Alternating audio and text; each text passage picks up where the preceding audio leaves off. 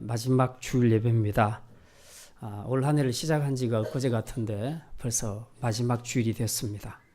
이제 이렇게 연말이 되면 늘 저는 한 두 가지가 늘 생각이 됩니다. 하나는 진짜 참 세월이 빠르구나, 유수와 같구나 그런 생각을 하게 되고, 또 하나는 정말 이 시작한 것은 모든 것이 반드시 끝이 있구나 하는 그런 것들을 깨닫습니다. 1월 1일 첫 번째 달력을 폈는데 지금은 다 나가고 이제 12월 달 거 마지막 남아있죠. 끝났습니다. 어쨌든 우리가 처음 시작했던 2018년이 이제 오늘 내일로서 모두 마무리하게 됩니다. 이 두 가지 아주 빠른 속도로 달려가는 세월, 그리고 시작한 것은 반드시 끝을 맺게 되는 이 두 가지 원리로 이 지구상의 시간 역사는 지금도 계속해서 나아가고 있습니다. 그리고 이 시간 역사의 끝에는 반드시 도달하게 되는 하나의 궁극적인 지점이 있는데 우리는 그것을 종말이라고 그렇게 말합니다. 기독교의 종말은 단순히 시간의 흐름이 멈춘다는 그런 의미만 있는 것이 아니라 이제 새로운 차원의 시작을 위한 평가가 이루어진다는 그런 의미, 중요한 의미도 함께 포함되어 있습니다. 예를 들면 이런 거죠. 학생들이 고등학교 과정을 잘 마치고 이제 대학교를 진학하게 될 때 그냥 고등학교 진학만 마치면 자동으로 대학생이 되는가? 그건 아니죠. 고등학교 과정에서 공부했던 그 내용들을 평가합니다. 그래서 그 평가를 토대로 해서 그가 진학할 수 있는 학교가 결정이 되는 것이죠. 그래서 우리 인생도 마찬가지입니다. 우리가 죽으면 그냥 아무 기준 없이 누구는 천국 가고 누구는 지옥 가는가, 그게 아니라 이 땅에서 사는 동안에 우리가 어떻게 살았는가에 대한 평가를 토대로 해서 어떤 사람은 천국에 이르게 되고 또 어떤 사람은 지옥에 이르게 될 것입니다. 그래서 우리가 시작하는 것도 참 중요하지만 열매, 결과가 굉장히 중요하다는 것입니다. 올해도 시작하면서 우리 성도님들이 각자 나름대로의 꿈과 계획을 가지고 이 한 해를 시작했을 건데요. 이제 벌써 시간이 지나서 우리가 돌아보고 마무리하는 시점이 됐습니다. 2018년도 한 해 동안에 내가 생각하고 계획했던 그 모든 열매들을 우리가 잘 이루었는가 한번 돌아보는 것은 굉장히 중요하다고 생각이 됩니다. 그래서 오늘은 마지막 주일 예배를 하나님께 드리면서 저나 여러분이나 또 우리 공동체가 하나님 앞에서 내가 꼭 맺어야 될 그 열매들을 정말 잘 맺었는가, 어느 만큼 맺었는가 하는 것을 좀 확인해보고 돌아보고 반성하는 시간을 가졌으면 좋겠습니다. 자, 오늘 읽었던 이 본문은요, 한 해 동안 우리가 맺은 열매들을 돌아보는데 아주 적절한 본문입니다. 이 본문은 예수님이 비유로 말씀하신 내용인데요. 일명 열매 맺지 못하는 무화과 나무 비유다, 그렇게 학자들이 말하기도 합니다. 오늘 읽었던 내용은 굉장히 간단합니다. 비유인데 이 비유를 주신 데는 두 가지 배경이 되는 그런 굉장히 충격적인 사건이 있습니다. 그게 뭐냐 하면 첫 번째는 총독 빌라도가 성전에 제사를 드리러 온 유대인들을 한꺼번에 엄청나게 많은 숫자로 죽이는 그런 사건이 있었습니다. 우리가 오늘 본문 앞에는 읽지 않았지만 1절에 보면 13장 1절에 보면 그런 내용이 나오거든요. 그때 마침 두어 사람이 와서 빌라도가 어떤 갈릴리 사람들의 피를 그들의 제물에 섞은 일로 예수께 아뢰니, 역사책을 보게 되면 성전 안에 시체가 가득히 쌓일 정도로 제사를 드리러 온 유대인들이 엄청나게 학살당하는 그런 충격적인 사건이 하나 있었고요. 또 하나는 지금 이 총독 빌라도가 도시를 건드려야 하는 그 일환으로 수도 공사를 진행하게 됐는데 망대가 무너지는 바람에 18명의 유대인들이 죽게 되는 이제 이런 일들이 있었습니다. 자, 이 두 가지 사건, 이 충격적인 사건을 듣고 사람들의 마음들이 막 요동치기 시작을 했는데 그 중에 어떤 사람들이 예수님께 와서 이 두 사건을 이제 보고합니다. 아뢰면서 무슨 말을 하냐 하면 지금 이렇게 죽은 희생자들은 아무래도 자기들이 알고 있는 그런 개념으로 관념으로 생각했을 때에 틀림없이 죄가 있어서 이런 큰 봉변을 당했을 것이다. 이렇게 본다는 거죠. 이게 이제 유대인들이 흔히 가졌던 율법주의 혹은 인과응보의 정신입니다. 그래서 그들은 늘 어떤 사람에게 큰 불행한 일이 일어나면 그건 그 사람이 죄를 지어서 그럴 거야. 그렇게 생각을 했다는 거죠. 자, 우리도 종종 그리스도인들 중에 그렇게 생각하는 사람들이 있습니다. 최근에도 안 좋은 사건들이 있었죠. 예. 또 몇 년 전에는 세월호 참사 사건도 있었고요. 이런 사건들이 있었을 때에 그걸 해석하기를 저 사람들은 죄를 지어서 저렇게 재앙을 당하는 거야. 이렇게 생각하는 사람들이 있다는 겁니다. 이건 정말 우리가 조심해야 되는 일이죠. 그건 하나님만이 아실 일이지 우리가 함부로 어떤 사람이 봉변을 당하고 희생을 당한다고 해서 그게 꼭 죄 때문이다. 이제 그렇게 함부로 말해서는 안 되는 겁니다. 자, 그런데 오늘 이 두 사건을 가지고 예수님께 보고하는 이 사람들은 그런 생각을 가졌다는 거죠.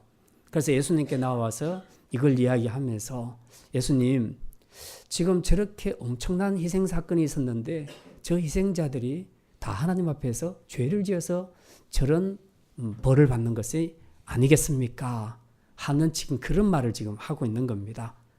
그러면서 은근히 이런 재앙을 받지 않는 자기들은 지금 잘 살고 있다. 그래서 자기 의를 지금 자랑하고 있는 것이죠. 예수님이 이제 이들의 보고를 받으시면서 그들에게 이렇게 말합니다. 죽은 사람들이 너희보다 죄가 많아서 죽었다고 생각하지 마라. 너희도 회개하지 않으면 이처럼 망하게 될 것이다. 예수님이 그렇게 직격탄을 날립니다.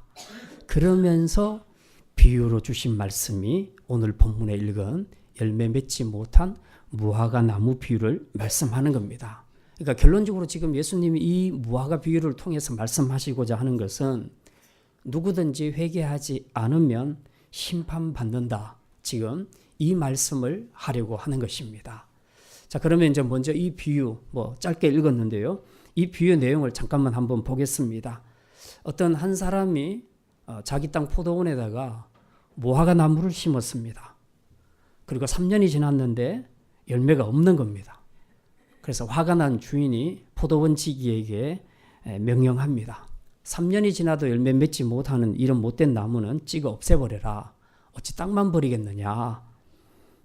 그러자 이 과원지기, 포도원지기는 자기 잘못으로 그렇게 된 것은 아니지만 주인에게 지금 애원하고 사정합니다. 주인이여, 금년 1년만 그대로 두소서. 1년만 더 참아주시면 제가 잘 돌봐서 꼭 열매 맺도록 해보겠습니다. 이렇게 사정을 하는 거죠. 이런 내용입니다. 어려울 것도 없습니다. 그런데 이 짧은 비유 속에 굉장히 중요한 의미들이 숨어 있습니다. 예수님께서 이 비유를 통해 우리에게 말씀하시고자 하는 의미, 교훈이 무엇인가? 오늘은 이 말씀을 좀 생각해 보려고 합니다. 첫째는 하나님은 열매를 원하신다는 것입니다. 한번 따라합시다. 하나님은 열매를 원하십니다.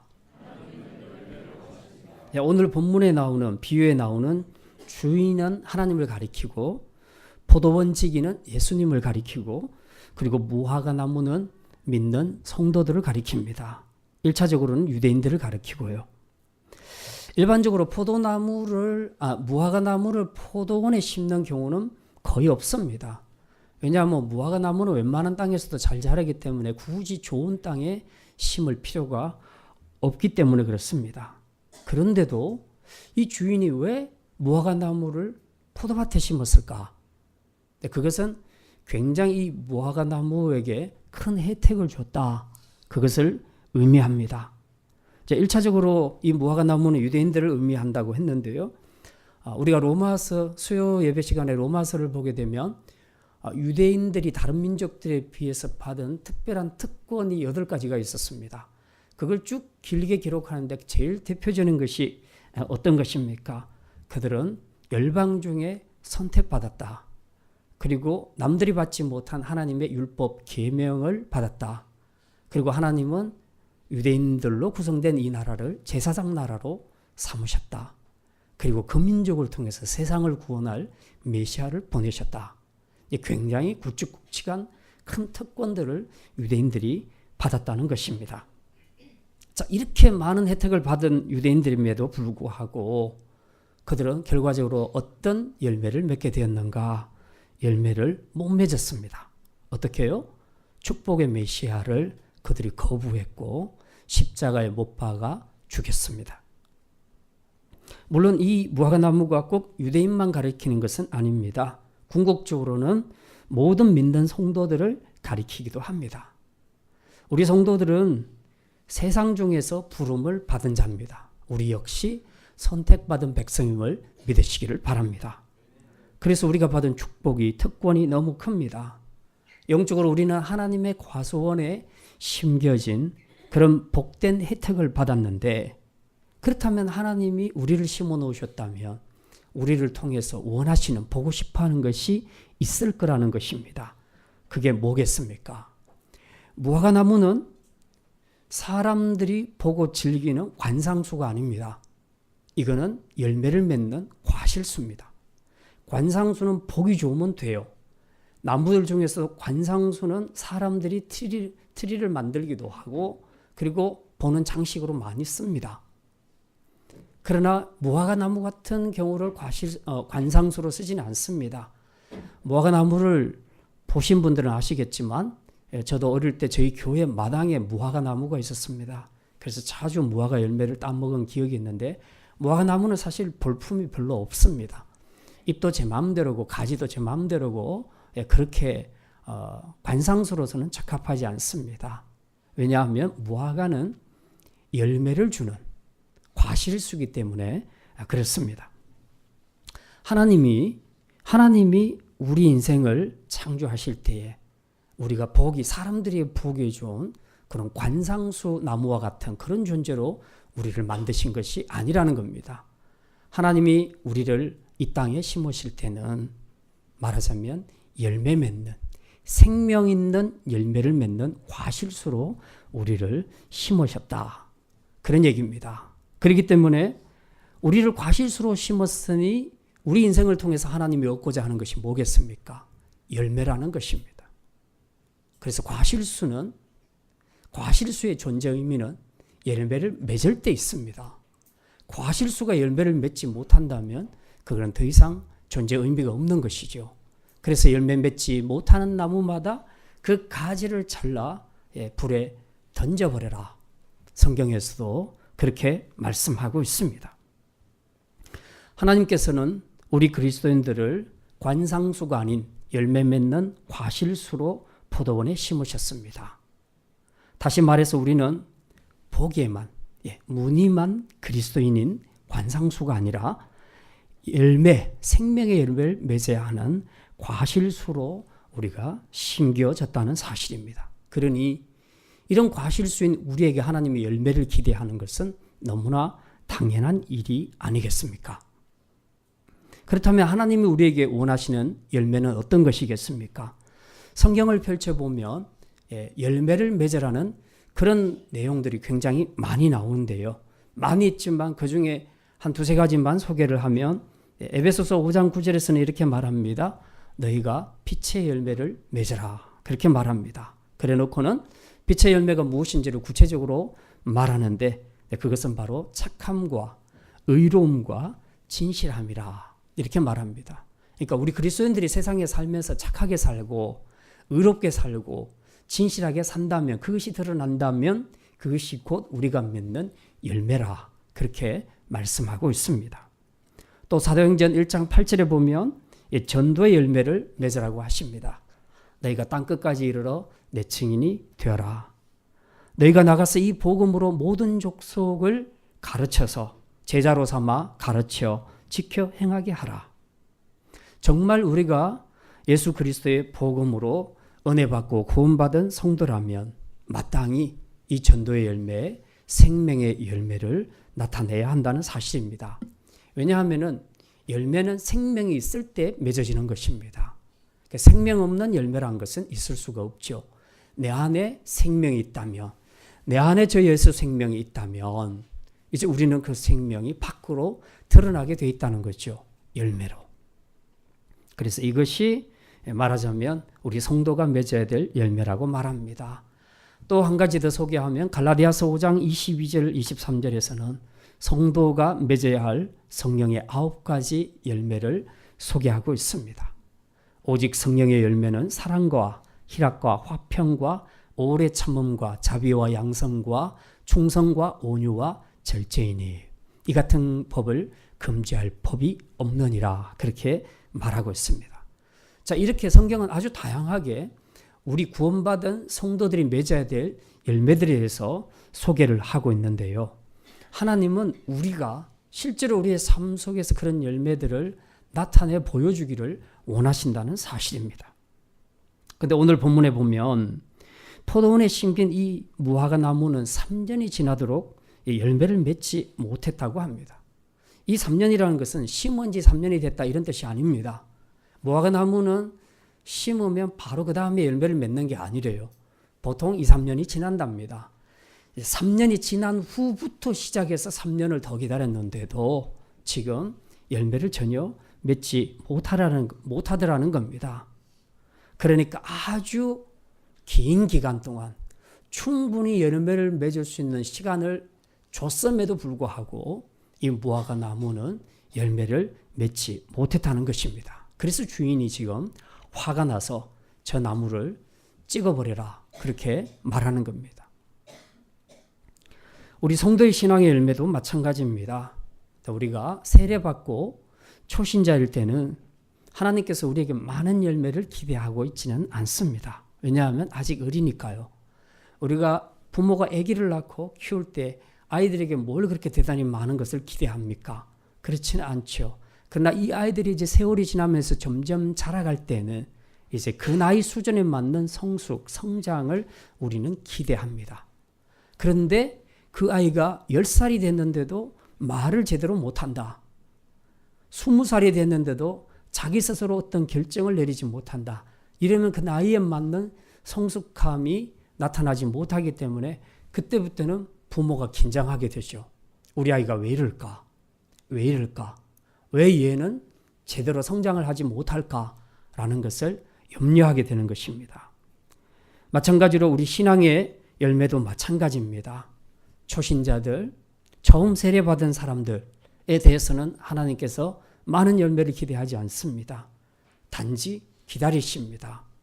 물론 그냥 기다리는 것이 아니라 그들을 말씀으로 양육할 수 있는 일꾼들을 세우고 섬기는 지체들을 세워서 계속해서 그들을 돌보고 케어하게 해서 이제 때가 되면 성장하게 하는 것을 목표로 하면서 하나님께서는 초신자들을 기다리고 있다는 것입니다.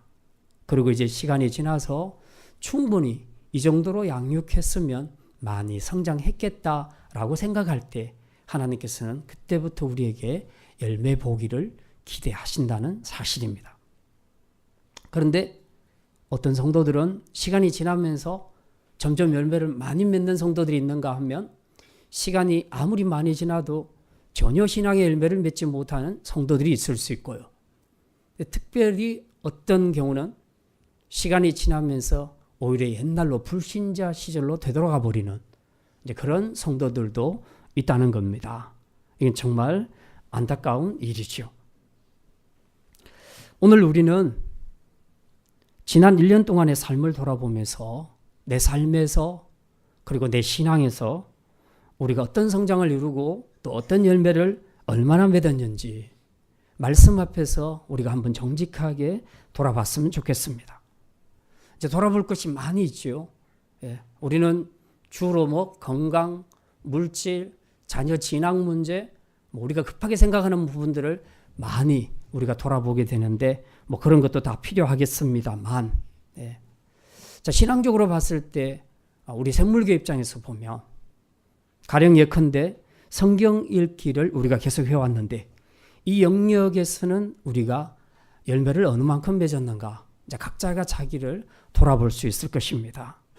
저희 교회가 성경 일독을 가지고 그 함께 읽으면서 진도에 맞춰서 제가 매주 성경을 가지고 설교를 해왔습니다. 그렇게 한 지가 만 6년이고요. 내년이면 7년 차에 들어가게 됩니다. 이만하면 상당히 많이 한 셈이라고 생각할 수 있습니다. 저도 설교를 준비하면요. 예전에 했던 설교를 하지 않으려고 다 기록을 했다가 본문을 피해가면서 찾습니다. 왜냐하면 똑같은 창세기 안에 28장 안에서 많은 다양한 내용들을 제가 설교로 여러분들에게 제공하고 싶어서 그런 겁니다. 그만큼 이 6년간 세월 동안에 제가 준비한 설교들은 부분적으로는 중복되는 게 있어도 거의 대부분은 제가 피해서 하기 때문에 중복되는 경우는 그렇게 많지 않습니다. 자, 이렇게 우리 교회가 함께 이 프로그램을 가지고 진행을 해왔는데, 자, 그렇다면 저도 그렇고 여러분도 열심히 따라와 주셨고, 또 여러분 중에는 올해도 작년에도 계속해서 성경 일독을 완독하신 그런 분들도 있습니다. 자, 그러면 이제 우리가 이런 프로그램 하나를 가지고도 여러 가지 방면에서 우리가 한 해 동안 맺었던 그 열매들을 우리가 돌아보고 반성할 수 있을 것입니다. 성경 일독은 그냥 눈으로 슉 읽고 넘어가는 이것을 목표로 하는 것은 아닙니다. 일단은 전체적인 흐름을 파악하는 것이고, 그리고 그 내용 속에서 제가 여러분에게 설교를 할 때 그 의미를 여러분이 파악해서 찾아내서 이제 주중에 묵상을 통해서 여러분의 자신의 것으로 만들어가는 과정을 목표로 하고 있습니다. 그렇기 때문에 처음에는 그냥 쓱 눈으로 읽었을지라도 이제 반복되게 이 본문을 계속해서 읽다 보면 여러분 안에는 말씀을 통해 하나님이 주시는 은혜와 감동이 있게 될 것입니다. 그래서 성경 읽기 프로그램 하나를 통해서 첫째는 우리가 이 성경을 통해 하나님이 누구신지를 더 자세하게, 더 풍성하게, 더 확실하게 알게 되는 수학이 있고요. 그 다음에 이 성경 일독을 통해서 우리는 하나님이 주시는 말씀을 통해 주시는 감동과 은혜가 무엇인지를 우리가 깨닫게 됩니다. 그동안은 말씀이 주는 은혜가 뭔지를 몰랐는데 그냥 순종해서 열심히 성경 일독을 진도대로 읽다 보니까 어떤 구절에서는 팍팍 들어오는 것들이 있습니다. 어떤 부분들은 그냥 넘어가는데 어떤 부분들에서는 정말 내 가슴에 비수를 꽂는 듯한 이제 그런 것들을 느낄 때가 있는 거죠. 이게 바로 말씀을 통해서 성령이 역사하시는 것입니다. 바로 이런 열매들이 하나가 모이고 두 개가 모이고 셋이 모이고 자꾸 모이게 되면 이제 우리는 말씀의 열매를 우리 삶 속에서 풍성하게 맺게 되는 결과를 가져오게 된다는 사실입니다. 그래서 이제 올해도 여러분 이제 이틀밖에 안 남았지만 한번 돌아보시면서 이 영역에서 나는 열매를 얼마나 맺었는가 하는 것을 돌아보는 것은 굉장히 중요한 태도라고 생각을 합니다. 기도나 봉사도 마찬가지입니다. 지난 한 해 동안 내가 밤 기도회든지 아니면 개인적인 기도든지 기도의 자리에서 기도를 통해 내가 하나님께 응답을 받았는가? 그리고 믿음으로 기도했더니 하나님이 이렇게 일하시더라 하는 우리가 이 기도를 통해서 하나님의 일하심을 보고 또 하나님의 응답하심과 그리고 성취의 그 열매를 내가 얼마나 보고 맺었는가 하는 것을 우리가 돌아볼 필요가 있습니다. 만약 그게 아니라면 기도는 여전히 나와는 전혀 무관한 어떤 특별한 신앙인이 하는 사역점으로 생각하고 우리는 그냥 기도의 열매 없이 그렇게 살아가게 되는 것입니다. 봉사도 마찬가지입니다. 나는 올 한 해 힘을 다해 주님의 몸된 교회를 위해서 섬김의 열매를 잘 나타내고 있는가? 아니면 교회 봉사는 여전히 내가 할 일은 아니고 우리 교회 안에 아무개 집사, 아무개 청년, 아무개 임원이 해야 할 그런 일이라고 생각하고 정작 나는 이 한 해를 지나면서 혹은 몇 년을 지나면서 우리 교회를 위해서 봉사의 어떤 열매도 맺지 못하고 지금까지 살아오고 있지는 않았는가? 우리가 한번 돌아보는 것은 중요하다고 생각합니다. 결국 요지는 이겁니다. 한 해 우리 삶의 각 영역에서 내가 맺은 열매들을 돌아보고 혹시 열매가 없었다고 우리가 그렇게 깨달아진다면 그걸 두고 여러분이 낙심하고 절망하라는 뜻이 아닙니다. 이제 이 묵은 해를 보내면서 지금이라도 우리가 열매 맺지 못함을 우리가 깨달았다면 이제라도 우리가 하나님 앞에 회개함으로 이제 새롭게 맞는 2019년 앞에서는 이 말씀 앞에서 새롭게 결단함으로 내년에는 정말 건강한 열매를 맺는 그런 과실수로 살아가자 하는 것이 오늘 제가 드리는 말씀의 의도입니다. 자, 두 번째는 포도원지기의 사랑을 잊지 말라는 것입니다. 한번 따라합시다. 포도원지기의 사랑을 잊지 말라. 무화과 나무에서 열매를 얻지 못한 주인은 화가 나서 포도원지기에게 그렇게 말하지요. 그 나무를 찍어버리라. 그런데 포도원지기는 어떻게 합니까? 8절과 9절에 보면 이렇게 기록을 하고 있습니다. 우리 8절, 9절 말씀 같이 읽겠습니다. 대답하여 이르되 주인이여 금년에도 그대로 두소서 내가 두루 파고 거름을 줄이니 이후에 만일 열매가 열면 좋거니와 그렇지 않으면 찍어버리소서 하였다 하시더라. 네. 사실 무화과 나무가 열매 맺지 못한 것은 포도원지기 잘못이 아니지요. 잘못은 열매 맺지 못하는 무화과 나무 자신에게 있습니다. 하지만 주인이 무화과 나무를 찍어버리라 할 때에 포도원지기는 주인에게 한 번만 더 기회를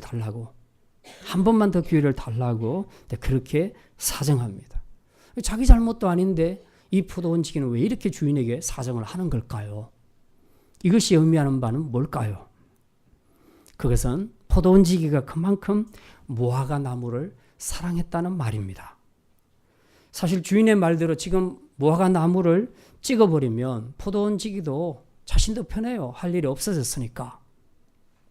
굳이 열매도 맺지 못하면서 온갖 영양분을 다 빨아들여서 다른 포도나무의 성장을 방해하는 이런 무화과 나무가 뭐가 이쁘다고, 뭐가 가치가 있다고, 그를 위해서 또 한 해 또 수고하고 땅을 파고 거름을 주고 그런 수고를 할 필요가 있겠냐 하는 겁니다. 그런데도 이 포도원지기는 주인에게 사정하고 한 번만 더 기회를 달라고 애원합니다. 이게 바로 죄인을 사랑하시는 예수님의 마음입니다. 죄인을 향한 하나님의 무서운 심판을 유보시키고 자신이 대신 이제 이 사랑의 수고를 하겠다고 중보자로 나선 것입니다. 세상에서는 살 가치가 없는 존재들은 다 버려버립니다. 근데 주님은 그 영혼을 품고 기도하고 섬기십니다. 마치 집 나간 탕자가 돌아오기를 애타게 기다리는 아버지처럼. 그래서 바로 이 사랑 때문에 많은 죄인들이 회개하며 돌아오게 되는 것입니다. 근데 만약 열매 맺지 못한다고 해서 그냥 찍어버렸다. 하나님이 우리가 말씀대로 제대로 못 산다고 해서 즉각적으로 바로 우리를 심판하신다면 과연 우리 중에 누가 구원의 자리에 앉을 수 있겠습니까? 우리가 오늘 이 은혜의 자리에 앉을 수 있는 것은 여전히 우리 죄에도 불구하고 기다려주시고 인내하시고 섬기시는 주님의 사랑이 있기 때문인 줄 믿습니다. 그러므로 이 사랑으로 구원받은 우리도 역시 다른 사람에게 주님의 마음을 품고 영혼들을 품고 사랑으로 섬기는 수고를 감당해야 할 것입니다. 독일의 신학자 폴 틸리에라는 사람이 정의에 대해서 말할 때에 세상에서 말하는 정의와 그리고 성경이 말하는 정의를 이렇게 둘로 대조해서 설명을 합니다. 세상 사람들이 말하는 정의는 법적인 정의입니다.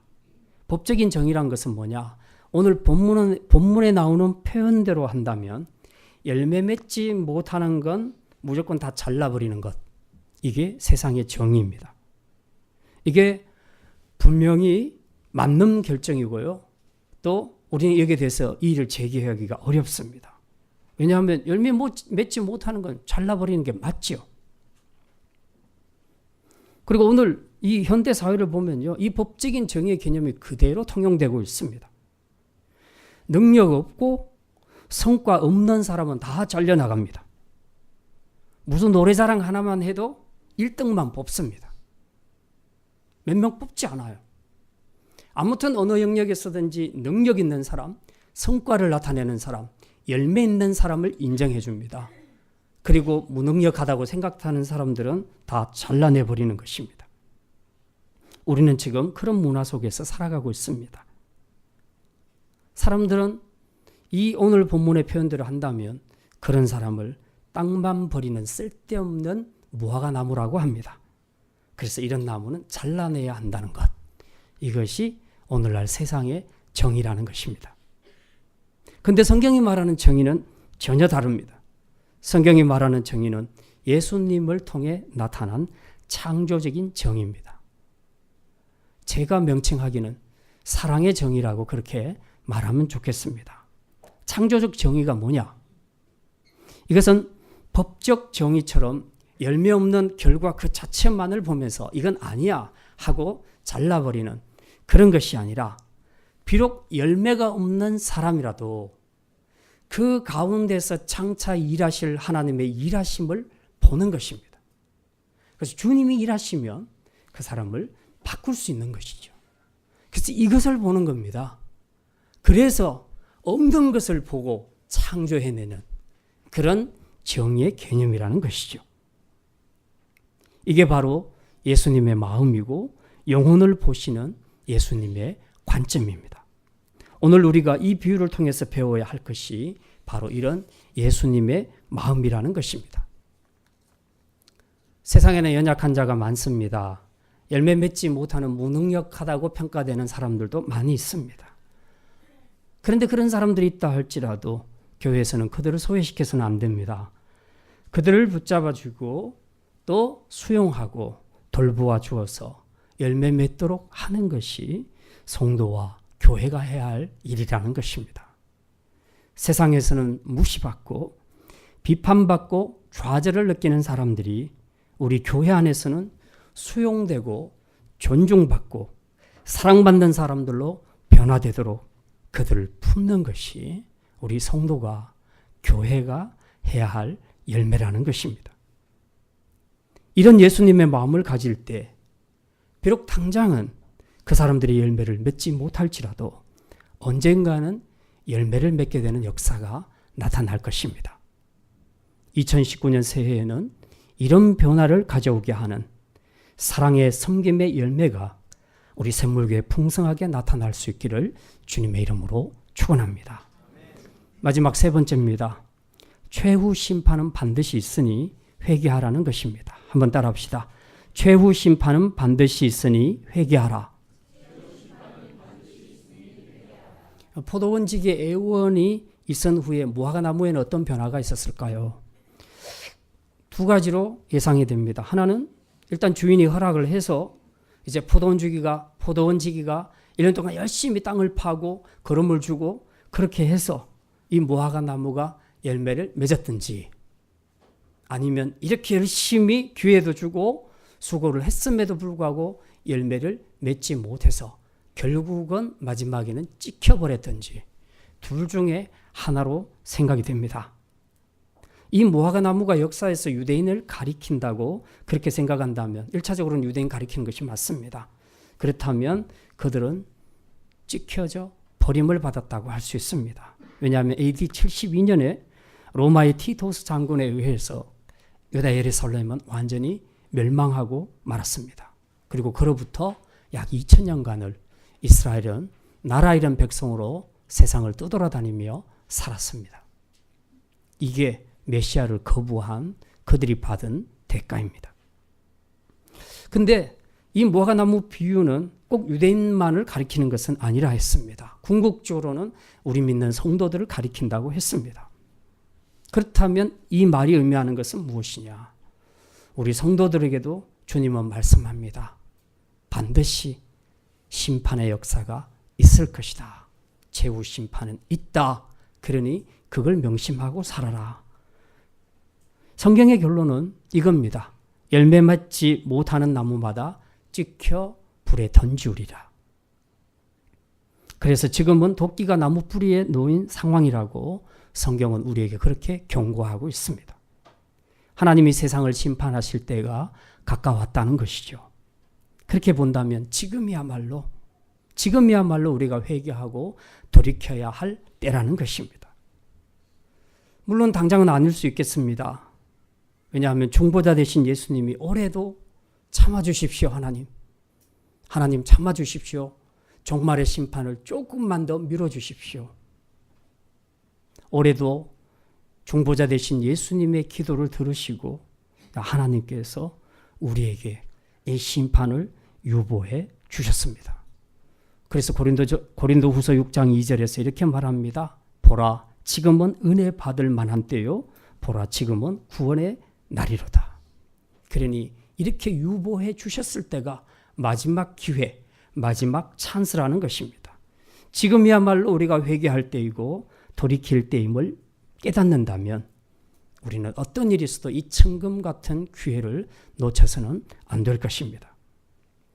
8절에 보면 포도원 지기가 주인에게 이렇게 사정합니다. 우리 8절 말씀 다시 한번 읽겠습니다. 대답하여 이르되 주인이여 금년에도 그대로 두소서 두루 파고 거름을 줄이니. 지금 이 8절의 내용을요, 지금 현대 상황으로 바꾸어서 기도를 한다면 이런 중보 기도가 되겠습니다.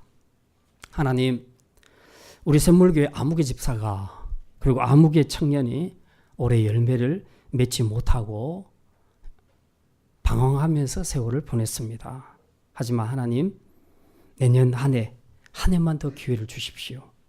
그러면 제가 열심히 기도하고 말씀으로 바르게 잘 가르치고 또 사랑과 섬김의 걸음을 주어서 저 사람이 꼭 열매 맺도록 해보겠습니다. 오늘도 예수님은 이렇게 열매 맺지 못한 우리를 위해 중보 기도해주고 계십니다. 그리고 이 예수님의 중보 기도를 들으시고 하나님은 올해 맺지 못한 열매를 우리가 다시 맺을 수 있도록 2019년이라는 또 새로운 한 해를 우리에게 선물로 허락해 주시는 것입니다. 이것부터가 축복이 아니고 뭐겠습니까? 그러므로 저와 여러분은 사랑이 많으신 포도원 지기 되신 예수님 때문에 또 한 해를 덤으로 선물 받았음을 생각하면서 이제 그 주님께 감사할 뿐만 아니라 어떤 일이 있어도 이번에 주어지는 기회를 놓치지 말고 꼭 열매 맺는 기회로 삼아 회개하고 돌이키고 분발하는 결단을 이루시기를 바랍니다. 행여나 하나님이 작년에도 참아주셨으니 또 올해도 또 참아주시네.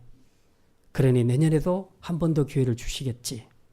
그렇게 안이한 생각을 가져서는 안 될 것입니다. 주님의 인내하심을 시험하다가 콩코 다친 사람들이 있습니다. 우리는 포도원지기의 사랑을 너무도 좋아하지만 그렇다고 그 사랑의 한계가 무한할 것이라고 믿어서는 안 됩니다. 왜냐하면 오늘 포도원지기의 애원을 잘 보면 그 이유를 알 수 있습니다. 9절 자세히 한번 보시고 함께 읽겠습니다. 이후에 만일 열매가 열면 좋거니와 그렇지 않으면 찍어버리소서. 지금 포도원지기가 주인에게 분명히 애원하고 있죠. 1년만 더 늦춰달라고. 근데 그럼에도 불구하고 무한히 늦춰달라고 합니까? 그렇진 않죠. 예. 한 번만 더. 분명히 데드라인이 제시되고 있습니다. 그래서 내년에도 열매가 열리면 좋거니와 아니면 그때는 찍어버리십시오. 다음에는 기회가 없다는 것을 포도원 지기도 지금 인정을 하고 있는 것입니다. 중보자라고 해서 언제까지나 무한정 품지는 못합니다. 그리고 무한정 품는 것은 해답이 아닙니다. 끝없는 용서를 악용하는 죄인의 악한 성품을 하나님은 아시기 때문입니다. 그래서 하나님도 무한정 용서하는 것은 잘 하지 않으십니다. 그래서 아브라함도 조카 롯과 소돔과 고모라를 위해 온 힘을 다해 중보기도 했지만 하나님은 무한정 수용하지는 않았습니다. 마지막에는 의인 10명에서 아브라함의 중보기도를 멈추셨습니다. 의인 10명이 없으면 그 성은 멸망하리라. 이게 하나님이 그어놓으신 데드라인입니다. 노아 홍수에서는 120년이 데드라인이었습니다. 성경에 나타난 하나님의 심판을 보면 즉각적으로 심판하는 경우는 별로 없습니다. 하나님은 언제나 많이 오래 참아주셨습니다. 하지만 데드라인은 확실히 정하셨습니다. 그리고 이 정한 데드라인에서 하나님의 심판은 아주 정확히 경고한 대로, 예언한 대로 이루어졌음을 우리는 성경을 통해서 잘 알고 있습니다. 오늘 우리에게는 금년 한 해가 연장되는 보너스가 주어졌습니다. 이건 우리에게 축복의 시간이며 우리가 갱생할 수 있는 그런 기회입니다. 그러므로 이 기회를 우리가 어떻게 사용하느냐에 따라 우리는 다 죽었다가도 다시 회생할 수도 있지만 산 것처럼 해도 마지막엔 죽을 수도 있다는 것을 우리는 기억해야 합니다. 그러므로 시간이 많이 남았다고 또 한 번의 기회가 주어졌다고 해이한 마음을 가지지 말고 이제 이게 하나님이 나에게 주신 마지막 기회라고 생각하고 긴장함으로 이 기회를 붙잡으시기를 바랍니다. 우리 인생은 언제 죽을지 모릅니다. 우리는 종말이 예수님이 오시면 종말이라 생각하지만 하나님이 오늘 밤이라도 개인적으로 여러분을 불러가시면 그것이 여러분의 종말이라는 것을 우리는 기억해야 합니다. 그래서 우리는 예수님이 오실 종말도 우리가 준비해야 되지만 언제 나의 생명을 불러가실지 모르는 그 개인적인 종말도 우리가 함께 준비해야 된다는 사실입니다.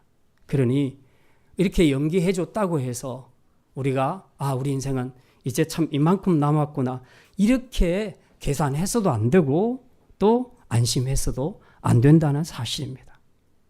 우리가 사는 길은 오직 하나입니다.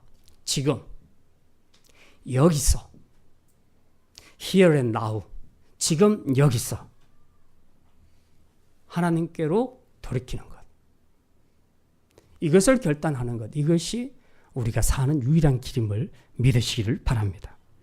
이제 말씀을 마칩니다. 지금까지 우리가 어떻게 살았는가, 지난 한 해 우리가 어떤 열매를 맺었는가 돌아보는 것은 정말 중요합니다. 그러나 우리가 열매 맺지 못했다고 해서 절망하거나 포기할 필요가 없습니다.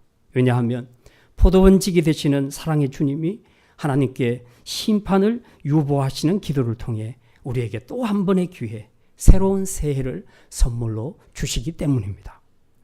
그러므로 이제부터라도 우리에게 주어진 이 기회를 주님께로 돌이키는 회개의 기회로, 열매 맺는 기회로 삼도록 결단한다면 이제 우리의 운명은 확연하게 달라지게 될 것입니다.